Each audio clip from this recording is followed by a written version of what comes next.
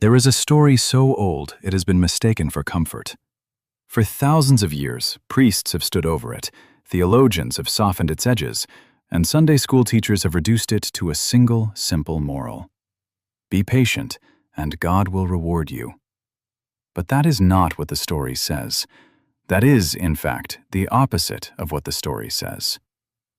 The oldest horror in recorded literature has been wearing a disguise, and once you see what it actually describes, you cannot unsee it. The Book of Job is not a story about faith. It is a story about a cosmic experiment. A man is selected, not because he is sinful, not because he has transgressed, but because he is the most righteous human being alive. And that perfection makes him the optimal test subject. 10 children, gone. An entire estate, erased. A body reduced to rotting tissue scraped with broken pottery. All of it authorized in a single casual conversation, conducted not in fire and thunder, but in the cold administrative calm of a celestial boardroom. And the man at the center of it will never be told why. If you're watching this late tonight, somewhere in the States, drop your state and the time below. I want to know who else is up at this hour, sitting with a story this old and this dark. The horror begins not on Earth, but in a place the original Hebrew calls the Sod.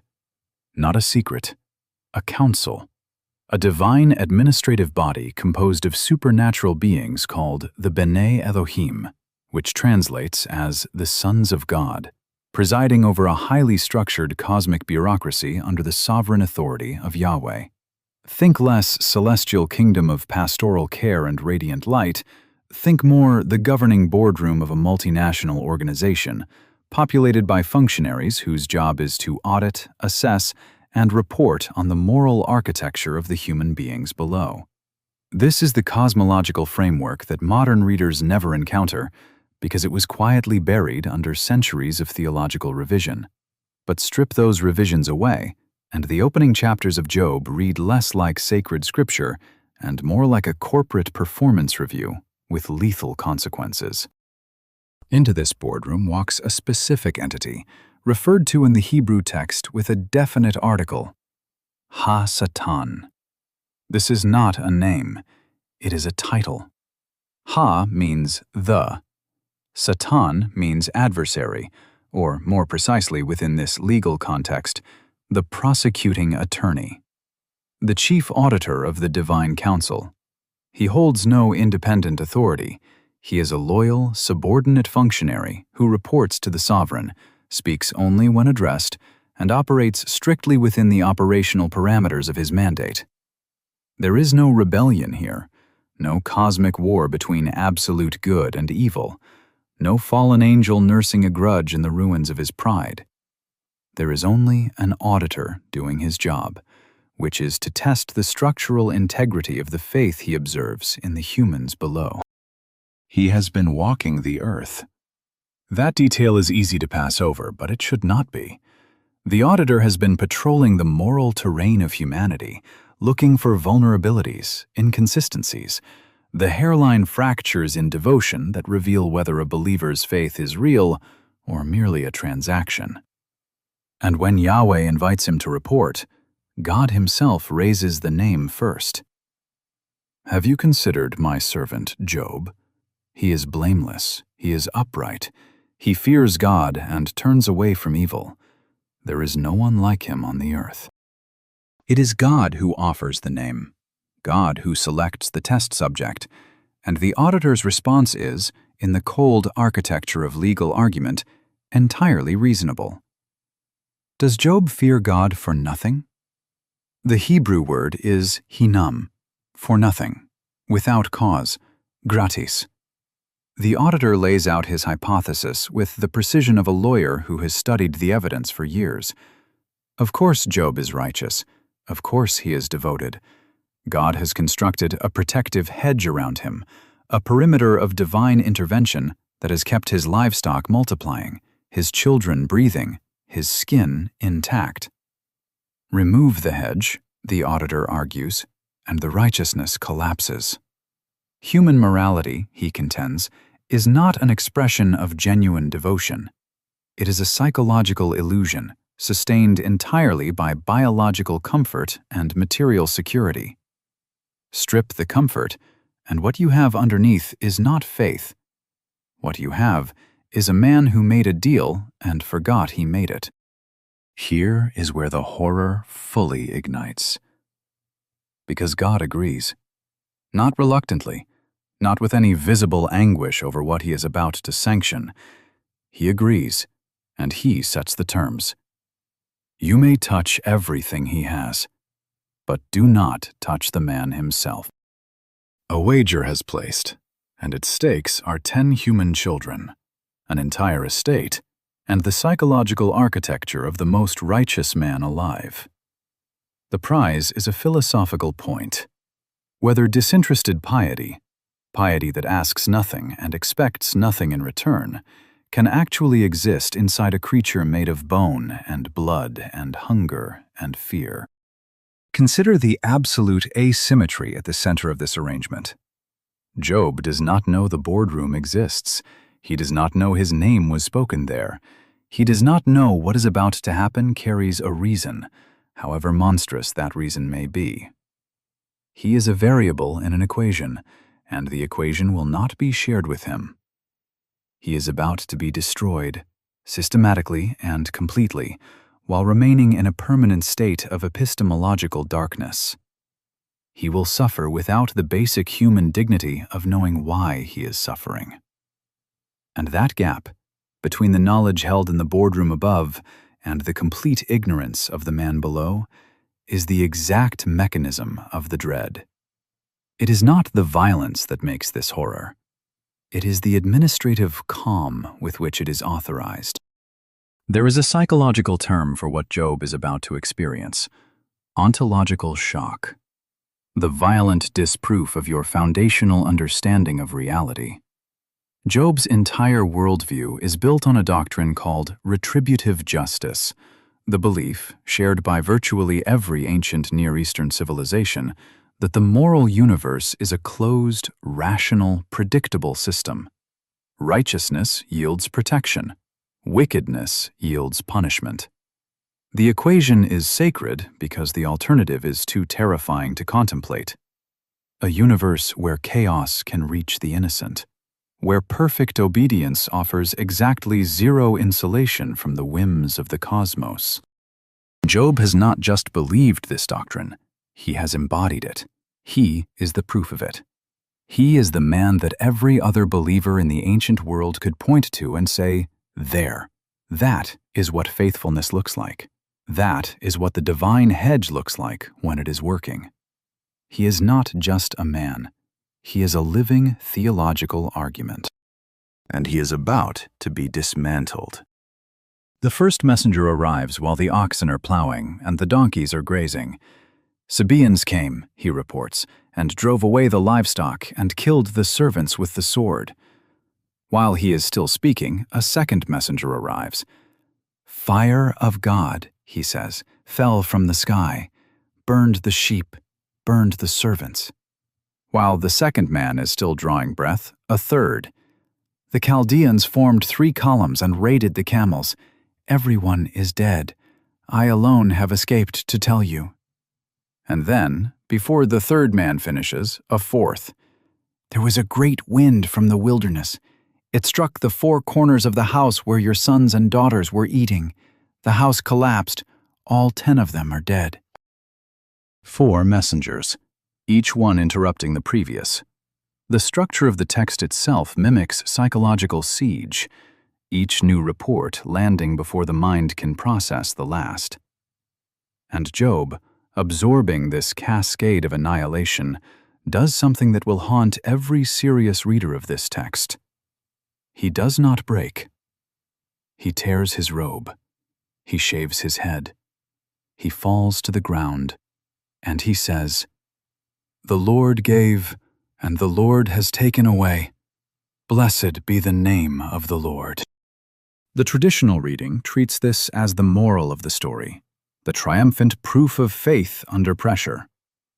But read it again, slowly.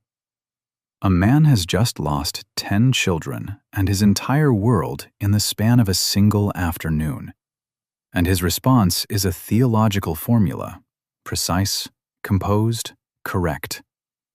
It is the response of a man whose faith is so total, so deeply calcified into his identity, that it overrides the animal scream that should be tearing out of his chest. He has not transcended grief. He has not achieved some enlightened peace. He is holding the structure of his belief together through sheer force of will, against a pressure that has no precedent in his experience. The formula is not proof that the wager was wrong. It is the first data point of the experiment. And in the boardroom above, the auditor's hypothesis has not yet been disproven, because Job's skin is still intact. The second round is about to begin, and what happens next will take something from him that no epilogue, no matter how lavish, will ever give back. The question is not whether Job will survive what is coming. The question, the one the text refuses to answer cleanly, is this: what does it cost a man to remain righteous when righteousness offers him nothing? And is that kind of faith something to admire or something to mourn? The skin breaks first. That is how the second phase begins, not with another messenger, not with another cascade of material loss. This time the destruction turns inward, past the wealth, past the children, past every external marker of a life.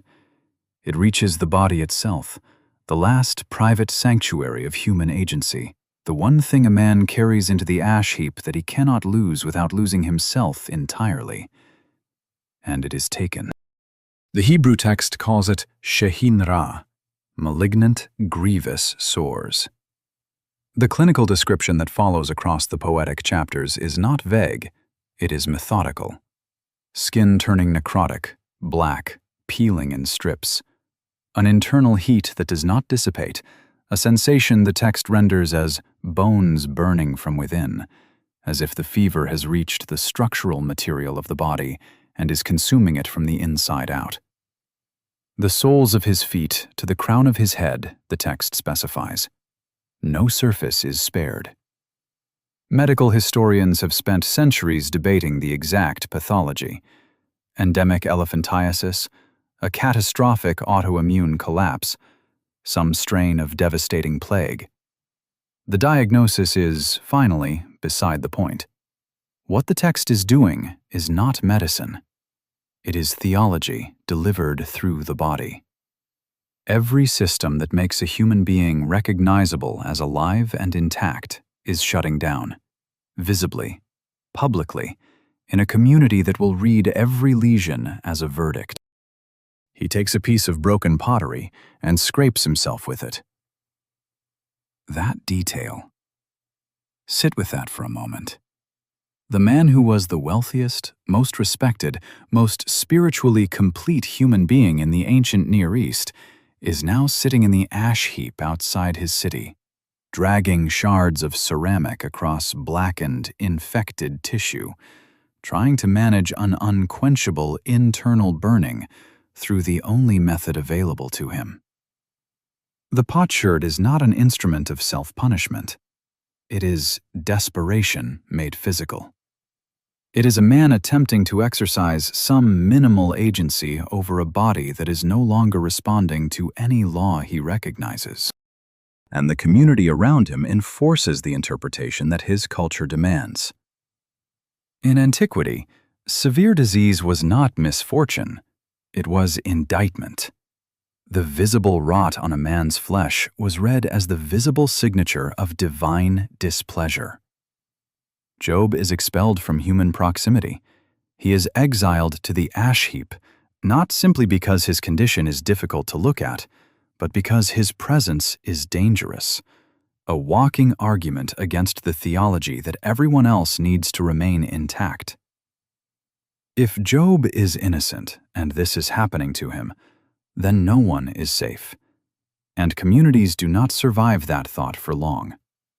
So they push him out, into the liminal space between the world of the living and the world of the dead, where he sits among the cremated remnants of his former life and waits for something to happen that he cannot name. His wife says to him, "Do you still hold to your integrity? Curse God and die."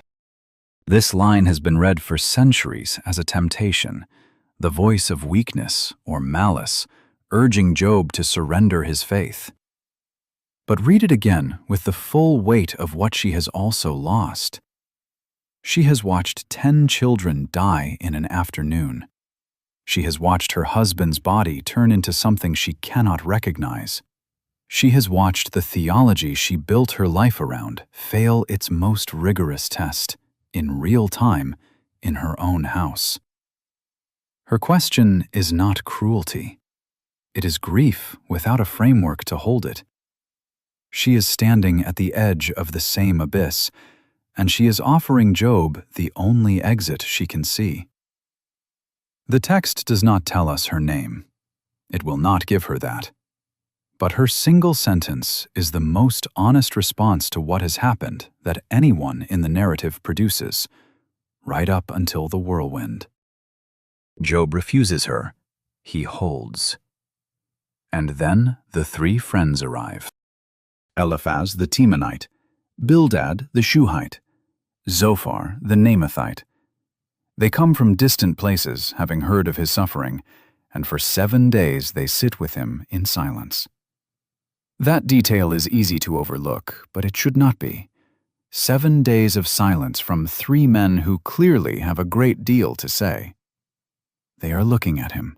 They are processing the gap between the man they knew, the richest man in the East, the one whose righteousness was a matter of regional consensus, and the thing sitting in the ash heap in front of them.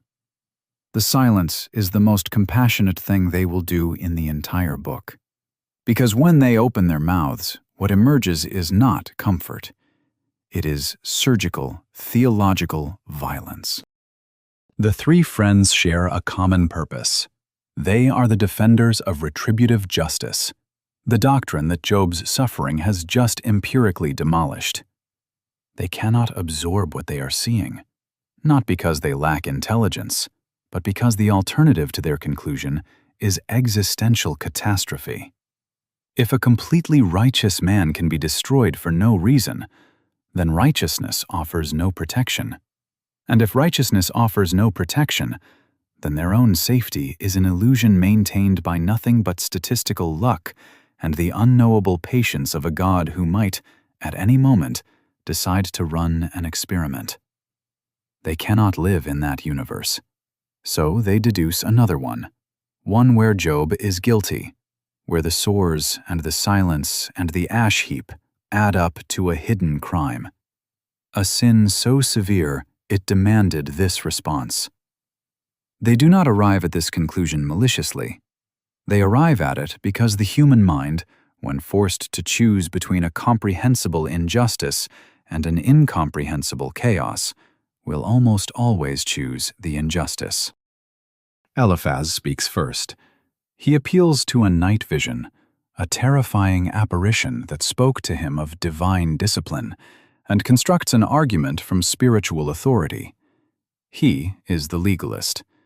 His position is essentially this: God does not punish the innocent. You are being punished. Therefore, you are not innocent, even if the sin is one you have not yet identified.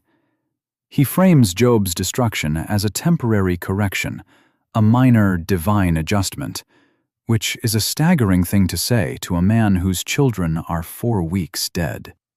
He tells Job to consider the experience a gift, an invitation to know the Almighty more intimately. He is managing his own terror with philosophy, and the philosophy requires him to make Job's grief smaller than it is. Bildad is harsher. He appeals not to vision, but to tradition, the accumulated wisdom of the ancestors, and his argument has a cruelty in it that Eliphaz's does not quite reach. He informs Job with the calm confidence of a man who has reasoned his way to a position and will not be moved, that Job's children were killed because they sinned. The house came down on them, Bildad explains, because they deserved it. There is no softening in the text. He states it plainly. God does not pervert justice. Therefore, the justice you witnessed was not perversion. Your children died because their death was warranted. He is speaking to a man who has been in the ash heap for weeks, and he is telling him that the collapse of the roof was a fair outcome. Zophar arrives at the position from the different direction, with a contempt in it that the other two have managed to conceal. He is the dogmatist, the one who does not merely argue that Job is guilty, but insists that God is in fact being lenient. Know then, he says, that God exacts less from you than your iniquity deserves. He is telling Job that the boils, the children, the estate, all of it, is a reduced sentence. That the full weight of what Job's hidden sin merits would be worse than this. It is an argument constructed entirely to protect a theological system. Job's suffering is not evidence against the system. It is, in Zophar's reading, evidence that the system is merciful. What these three men are collectively doing has a clinical name now, though they did not have it then. They are gaslighting the victim. They are taking a man whose experience directly contradicts the official account of how reality operates, and they are insisting, with increasing pressure, that his experience is the problem. That his perception of his own innocence is the error. They are retroactively constructing a crime to fit a punishment, because the alternative, that the punishment arrived without a crime, is something none of them can survive believing. Job pushes back, not quietly.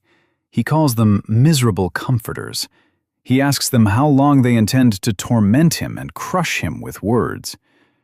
And then he does something radical. He reaches for the language of the courtroom. The doctrine of retributive justice was not merely a theological position in the ancient Near East. It was a legal framework, one in which the universe itself was understood as a juridical system, governed by a moral law that the divine sovereign was bound to uphold. Job's culture had given him a vocabulary for formal grievance, for the procedural assertion of innocence before a higher authority. And Job, sitting in the ash heap with his body dissolving, decides to use it. He prepares a legal case. He drafts his argument. He calls out for a mokiach, a mediator or umpire, someone with sufficient standing to place themselves between a fragile biological creature and the architect of the cosmos, and compel a fair hearing. He demands a trial. The horror of this moment is not that the demand is unreasonable. The horror is that it is entirely reasonable and completely impossible. There is no court above Yahweh. There is no independent arbiter with the authority to summon the sovereign to the stand. The judge, the jury, and the executioner are the same entity. The defendant has no standing. The legal system Job is appealing to does not extend to cases filed against its own architect. He is a man demanding constitutional rights from the author of the Constitution, inside a jurisdiction where that document protects everything except the man trying to invoke it. He knows this, and he says it anyway. He prepares his case knowing the court does not exist. He declares his innocence into a sky that returns nothing. He calls for a mediator, knowing no mediator can be appointed. And in the silence that follows his legal arguments, in the space where a response should arrive and does not, Job crosses a threshold that the three friends cannot follow him across. He stops arguing with his friends about whether he is guilty. He starts arguing with God about whether God is just. That shift is what the book has been building toward, and the answer, when it finally comes, will not be delivered from a throne of reason and moral clarity. It will arrive in a whirlwind, and it will say nothing that Job asked to hear, and it will be the most terrifying speech in all of ancient literature. And the voice that delivers it will not apologize. It will not explain. It will ask a question so large that Job's entire legal argument dissolves in the asking. But first, it will make him wait. Because the silence before the whirlwind is itself part of what the text is doing. The deafening absence of response while a just man rots in the ash heap is not an oversight in the narrative. It is the narrative. And what lives inside that silence, what a man's mind does to itself when the equation of the universe stops returning results, is something the book understands with a precision that took psychology 3,000 years to catch up to. God speaks from a whirlwind. Not from a burning bush, not from a still small voice, not from the measured calm of a judge who has reviewed the evidence and prepared a considered verdict. From a whirlwind. From a se'arah, the Hebrew word for a storm of violent, disorienting force, the kind that doesn't simply move through a landscape, but reorganizes it. The kind that makes the ground beneath your feet feel like a suggestion. Job has spent weeks, possibly months, constructing a legal argument in the ash heap. He has drafted his case. He has called witnesses. He has demanded a mediator. He has stated, with the precision of a man who knows he is right and cannot afford to stop believing it, that he will be vindicated. And God answers him the way a cyclone answers a courtroom.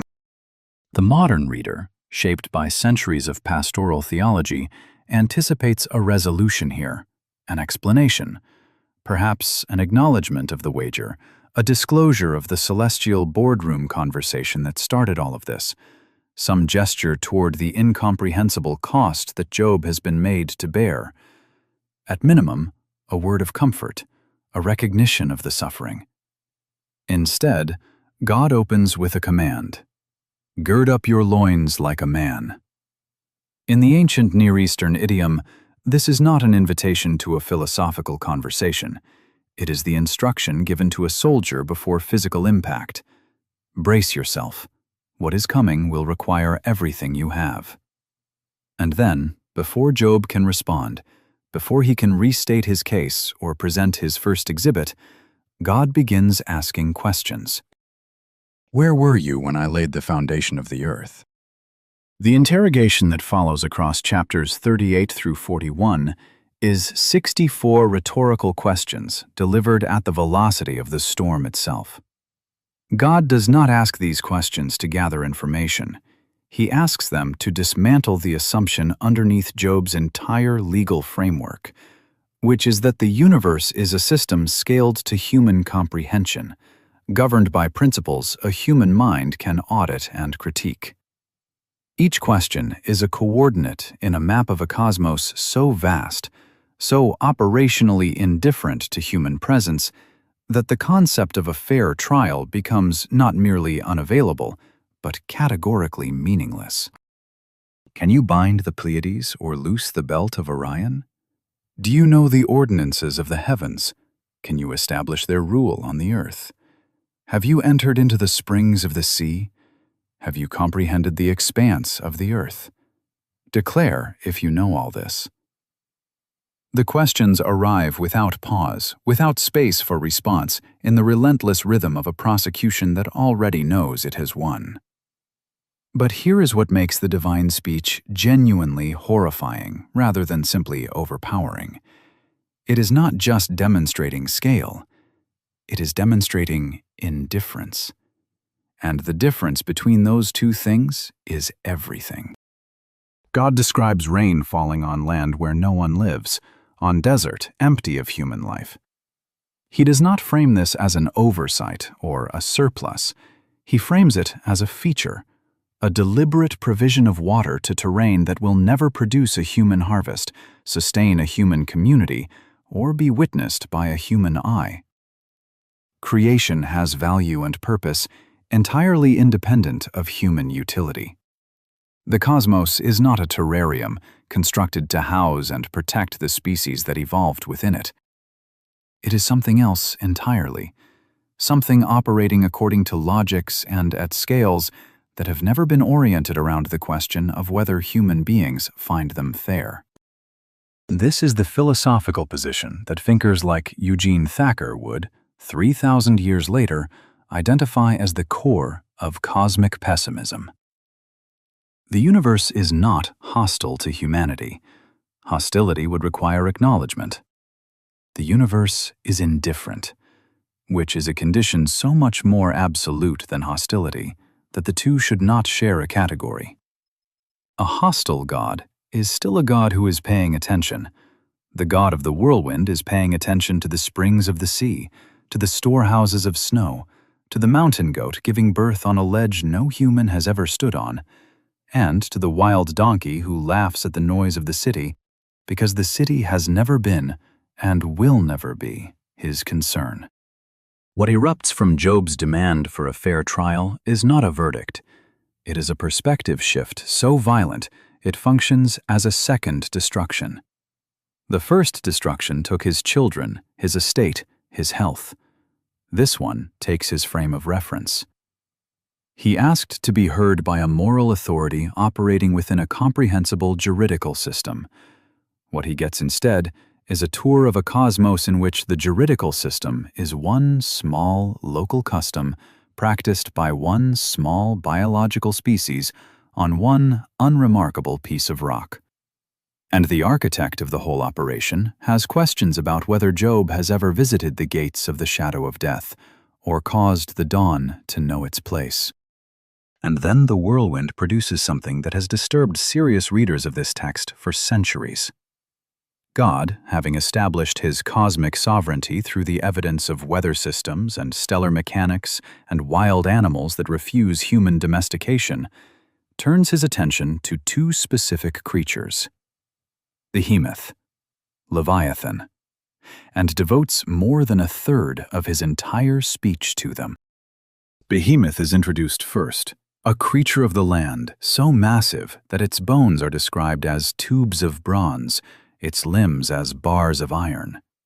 It lounges in the reeds of the river, unafraid of the flood, unmoved by the noise of a world organized around human purposes. God says, with something that reads distinctly like pride, only its maker can approach it with a sword. The implication is not reassuring. God is not describing a creature he has defeated or contained or put to useful work. He is describing a creature he made and sustains and regards with what can only be called admiration. Behemoth is not a cautionary tale. It is a masterwork. Then comes Leviathan, the armored, fire-breathing sea dragon that inhabits the deep waters, the primordial chaos beneath the organized world. Leviathan, whose hide cannot be pierced by harpoon or spear, who regards iron as straw and bronze as rotten wood, who leaves a shining wake in the deep, and beneath whom the water churns like a boiling pot. The creature that laughs at the rattling of the human javelin.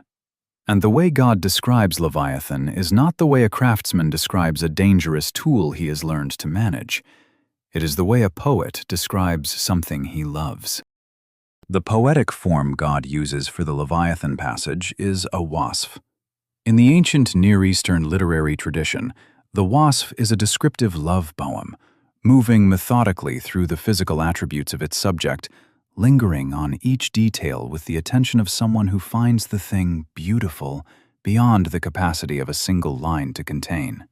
The wasf appears elsewhere in the Hebrew Bible in exactly one other context, the Song of Songs, the most explicitly erotic text in the entire canon, where lovers describe each other with that same slow, reverent, feature-by-feature attention. God is writing a love poem to a chaos monster. He is singing the praises of the creature that would effortlessly devour Job, and the song is magnificent. Consider what this means for Job's legal case. He came to the whirlwind with an argument about justice, about the moral calculus of an innocent man's suffering, about the obligation of a just God to operate within a system of proportional retribution. And God responded by describing the creature whose hide no human weapon can penetrate, with the adoration of someone who has found, in that impenetrable hide, something worth celebrating. Job cannot tame Behemoth. He cannot pierce Leviathan. He cannot visit the springs of the sea, or bind the Pleiades, or explain the path of light to the place where it was born. If Job is hopelessly outmatched by the wild architecture of the earth, he holds exactly zero standing to litigate against the entity who engineered it. The argument is not refuted. It is rendered irrelevant by scale.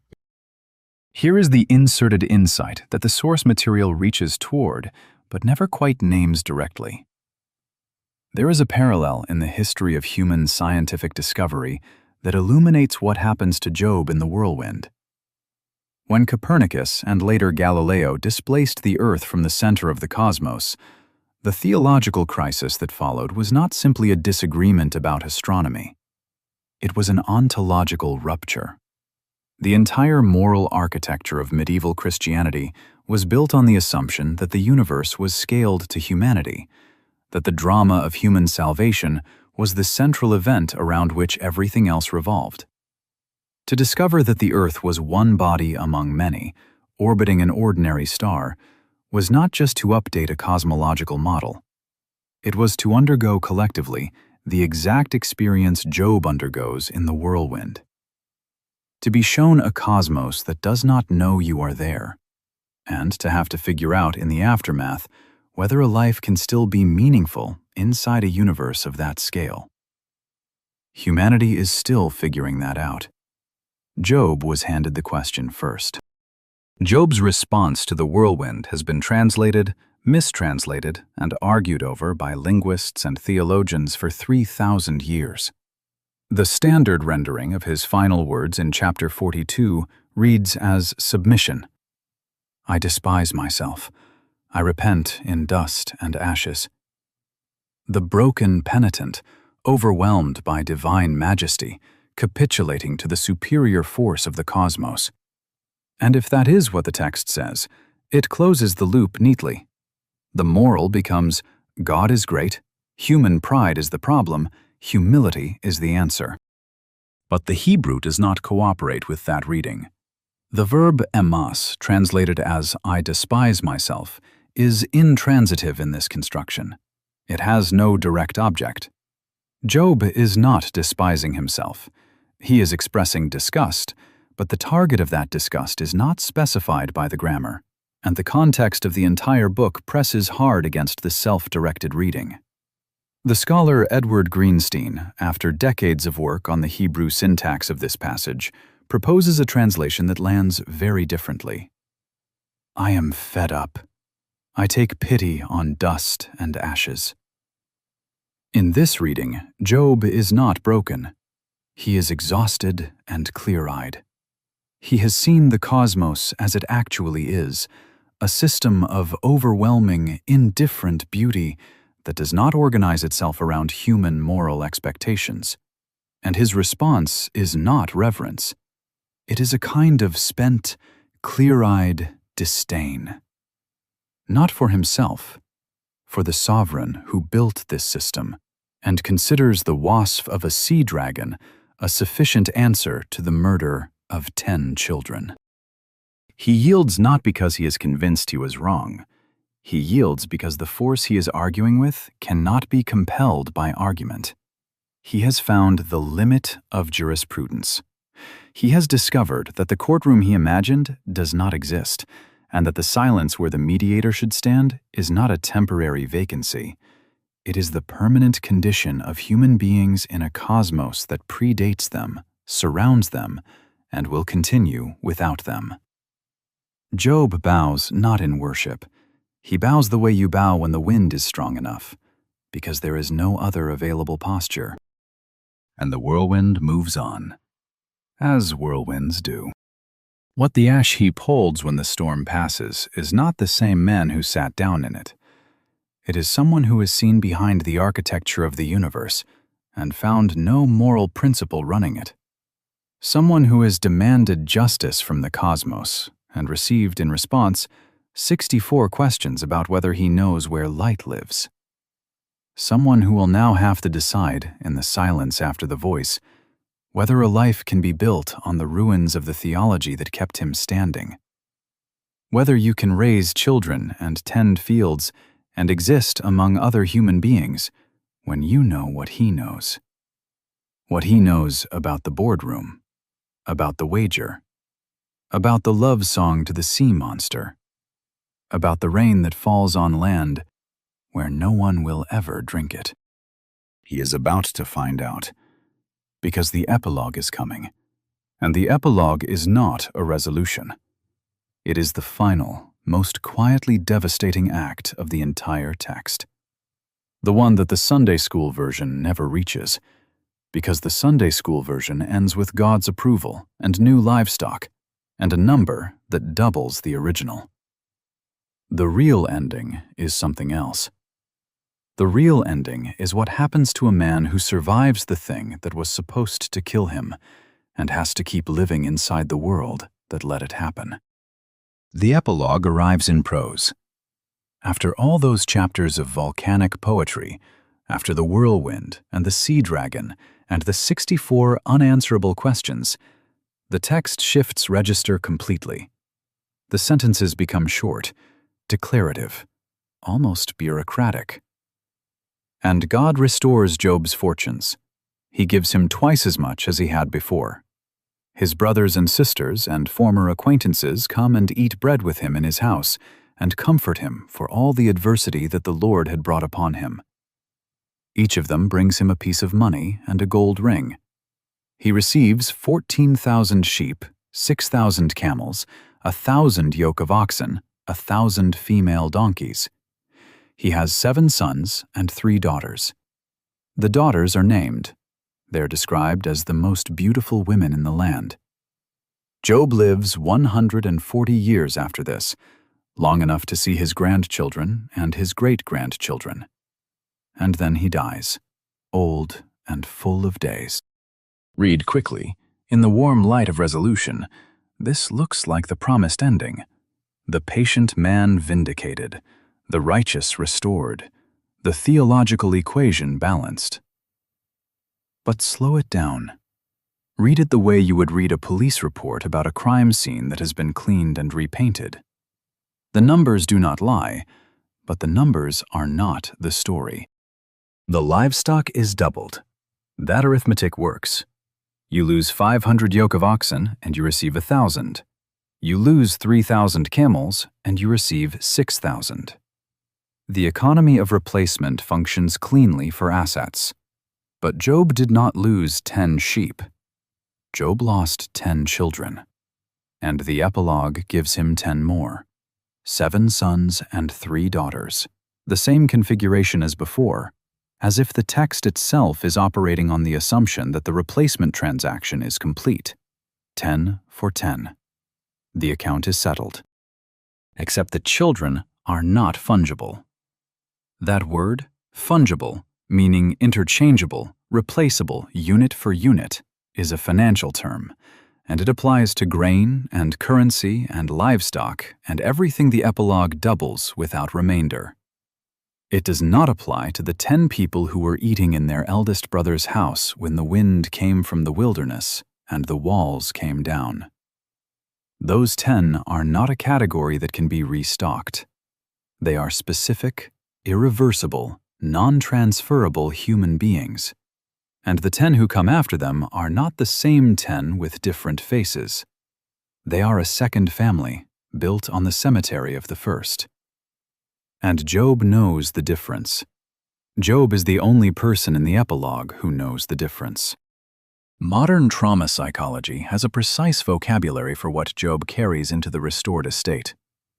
Survivors of catastrophic loss who later achieve material recovery report a phenomenon called the double life, the experience of living simultaneously in the restored present and the irretrievable past, seeing the ghost of what was lost superimposed over everything that has been given back. The new children play in a courtyard that was once an ash heap. The new sheep graze on land that was raided. The new house is built where the old one stood.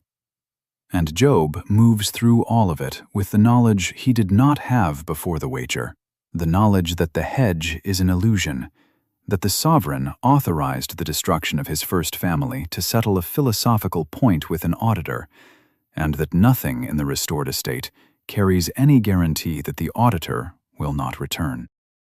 He knows about the boardroom. He will always know about the boardroom.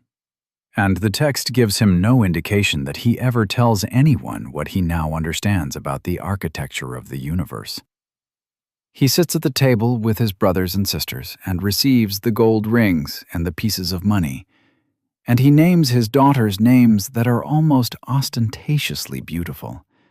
And he lives 140 more years, and the text says he dies full of days. But full of days is not the same as full of peace. And the text, if you press it, knows that. There is one more translation to account for. Not Job's final words this time, but God's. When God speaks to Eliphaz at the beginning of the epilogue, he says something that has been sanitized in almost every popular rendering.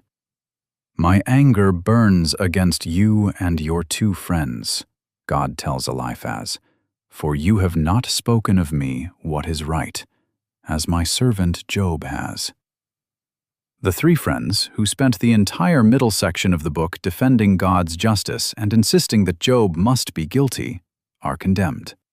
And Job, who spent that same stretch of the book demanding a trial and accusing the cosmos of operating without moral accountability, is vindicated.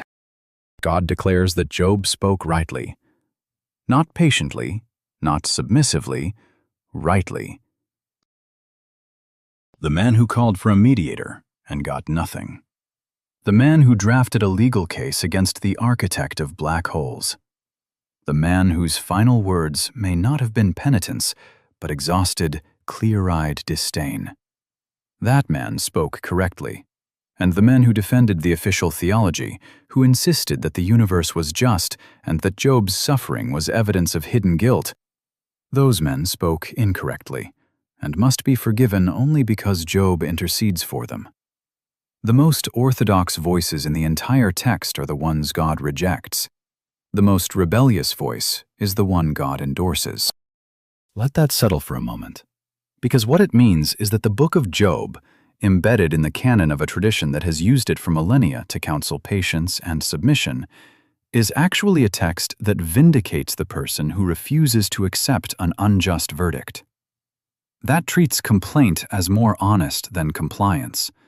That decides, at the structural level, that screaming into the void is more theologically accurate than defending the system that produced the void. The most sacred text in the tradition of patient suffering turns out to be a defense of the right to be furious. And here is the irony that the entire story has been building toward, the one that reframes everything you just heard. Job's greatest virtue, his absolute, documented, unimpeachable righteousness, was the precise quality that made him the ideal test subject for an experiment designed to destroy him. His perfection was not his shield. His perfection was his vulnerability. The thing that was supposed to protect him was the thing that selected him. And the restoration at the end does not undo that logic, it confirms it. Because Job receives the restoration not because his suffering was a mistake, not because God regrets the wager. He receives it because he spoke rightly. Because his furious, legally framed, cosmically directed complaint was the correct response to an unjust situation. He is rewarded in the end for the quality of his rage. Which means the moral of the book of Job is not that patience yields reward. It is that honest outrage, directed at the right target, spoken without capitulation, is the only response to the cosmos that God himself considers accurate. Think about what that means for you, not in the abstract, in the specific. Think about the last time you were told that your anger was the problem, that if you just accepted the situation, if you just trusted the process, if you just waited for the restoration that was surely coming, things would resolve. Think about the people who sat with you in your ash heap and explained, with the patient confidence of people who needed you to be guilty, that you must have done something to deserve it. Think about the social cost of insisting on your innocence when the community around you needed your guilt to feel safe. Job's 3 friends are not historical figures. They are a personality type that has survived intact for 3,000 years, and you have met them. The question the Book of Job leaves you with is not whether God exists or whether the cosmos is just. Those questions are too large and too abstract to implicate you personally. The real question is this: when the whirlwind comes for someone you know, when a person you claim to love is sitting in the ash heap of something they did not cause and do not deserve, will you be the one who sits in silence for 7 days? Or will you be the one who opens your mouth to explain why the ash heap makes sense? Will you protect your theology, or will you protect the person? Because in this text, those 2 choices are not compatible. And the God of the whirlwind, whatever else he is the God who looked at the defenders of the official explanation and said, "You did not speak what is right." Job intercedes for them anyway. That detail is almost unbearable. The man they spent months accusing of hidden guilt, the man they psychologically dismantled in the name of a theological system they needed more than they needed him, that man prays for their forgiveness. Not because the text tells us he forgives them. It doesn't say that. It says he intercedes. He performs the legal and spiritual function of standing between them and the consequences of what they said to him. And he does it in silence, without confrontation, without the speech where he itemizes the damage. He carries that, too, into the new house, into the years with the new children, into the 140 more years of being full of days. There is a figure in this story who is never explained and never will be. Ha-Satan, the prosecuting attorney, the chief auditor of the divine council, appears in the first 2 chapters and then vanishes entirely. He is never mentioned in the whirlwind. He is not present in the epilogue. He does not receive a rebuke or a vindication. He simply disappears, the way auditors do when the report is filed and the review is complete. The experiment concluded. The data was collected.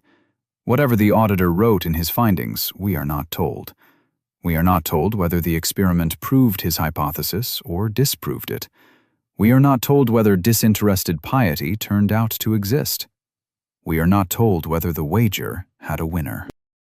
What the auditor does next, where he goes after Job, whose name he brings to the next performance review in the celestial boardroom, is a question the text refuses to answer. And the silence where that answer should be is not empty. It is occupied by every person who has ever been told that their suffering was their own fault, who has ever sat in an ash heap of something they did not cause and waited for a voice from the whirlwind that may or may not be coming.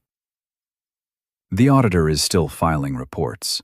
The boardroom is still in session, and somewhere, right now, a name is being spoken that the person attached to it cannot hear.